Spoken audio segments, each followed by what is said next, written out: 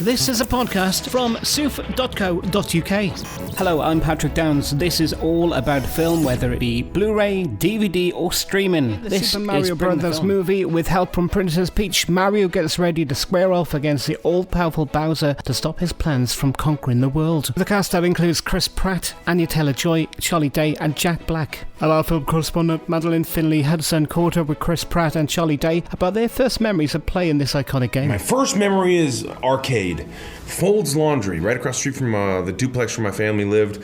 They had the Mario Brothers game, and it was just such an amazing game. And then right around that time, the Nintendo Entertainment System came out with that same game, and it consumed what ended up being the rest of my life. I remember playing Mario and Donkey Kong before I had a Nintendo. Yes. But as soon as I had Nintendo, all other video games experiences were erased from my brain, and my life was forever changed. Yeah.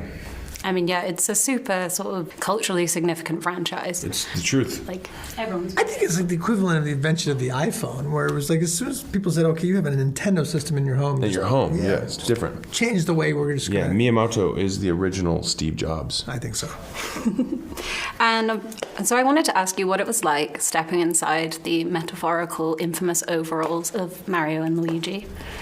I like the metaphorical, infamous overalls. That's a good. That's a great band name. I mean, it was great. What a great opportunity. Incredible. And, a ton of fun and what a blessing. An incredible company to get to do it with. Illumination, where you just know they're going to make a good movie, so you're in great hands. And just the amount of joy that people are going to get out of this movie, to be part of bringing that type of joy to people en masse, it really feels great.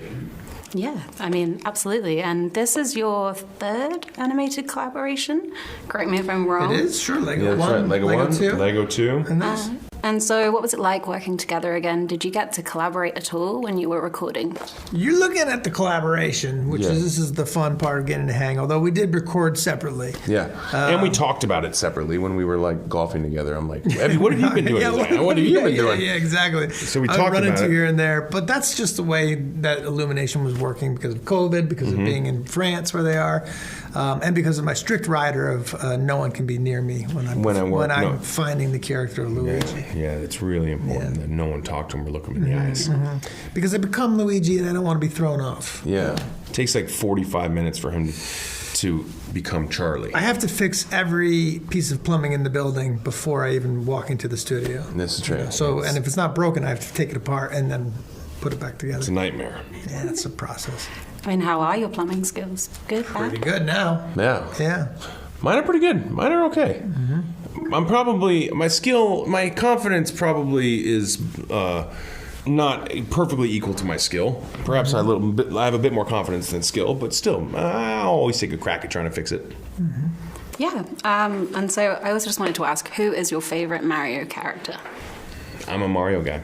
I mean, now I'm a Luigi guy, although I always liked Luigi, but now I have an even more special place in my heart. Didn't you always have to play Luigi because your sister played Mario? I did. I always went second because I had an older sister. And I was like, I ain't got to go second. And then eventually I was like, oh, well, you know what? Luigi's a better character anyway. And our correspondent Madeline Finlay Hudson caught up with ANYA TAYLOR-JOY, who plays Princess Peach, but the pressure of taking on such an iconic character. I've got this weird, I guess, survival instinct that I didn't choose to have, but it exists, where I don't think about the pressure until it's too late to do anything about it.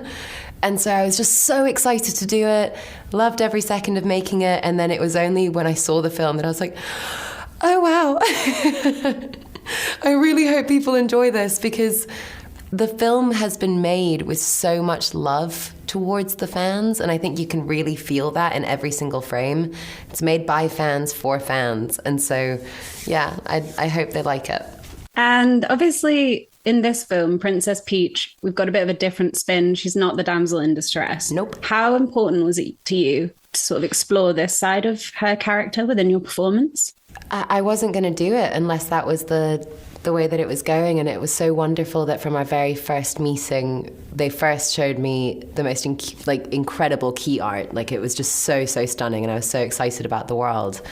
But in our first conversations about Peach, that was 100% the direction. Everybody was on board. And I left the movie feeling really inspired and almost a little tearful, just because if you don't see it, you can't believe that it's possible. And so seeing a character like this and understanding that kids around the world will grow up with that being an example of what a woman leader can be, it's very moving. And obviously, I read online that you became a bit of an arcade gamer girl ahead of making this. Were there any particular adaptations or games that you sort of felt helped you best develop your role as Peach? Mario Kart.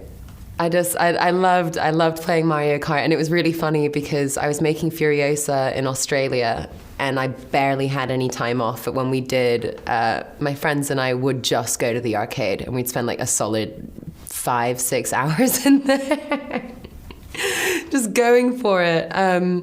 So yeah, it's not quite, I used to rave a lot and I still love doing that, and now it's kind of like raving in arcades. That's kind of where I live when I'm not on set. I think that's a nice way to be. Yeah.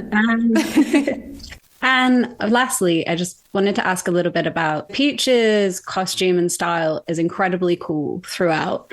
Were you involved at all in the designing, or did you have any input, and how impressed were you when you saw it all come together in the end? I didn't have any input. I just told them which was my favorite outfit and was kind of like, this is my favorite one if you want to put it in a whole bunch.